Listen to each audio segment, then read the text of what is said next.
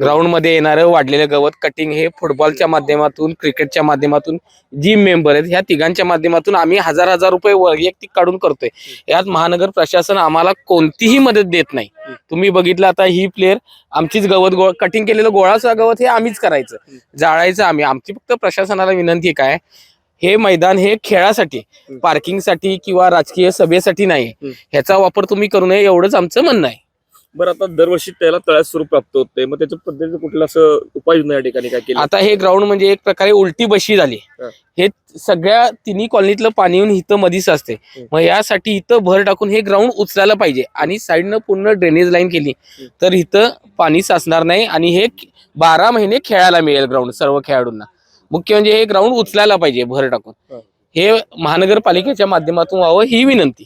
बरं, अनेक जणांनी या ठिकाणी या गांधी मैदानाचा विकास केला असं सांगतायत, प्रतिनिधी बोलतायत, त्याच्याबद्दल काय सांगाल? विकास म्हणजे काय, हे वॉकिंग ट्रॅक, बोर्ड हे एवढंच. मुख्य जे ग्राउंडचं दुखणं आहे ह्याच्यावर कोणीही उपाययोजना आतापर्यंत केली नाही. आणि हे एक प्रकारे डम्पिंग ग्राउंड झाले. इथलं बघू शकताय तर सगळी बाहेरची भर इथं आणून टाकते. हे डम्पिंग ग्राउंड झाले. कोणी बांधकाम काढायचं आणि इथं येऊन भर टाकायची आणि त्याचा निचरा करायला नाही. हे आहे असं 12 महिने इथं पडून राहायला लागले. चव आहे कोल्हापुरी, गोकुळ लई भारी.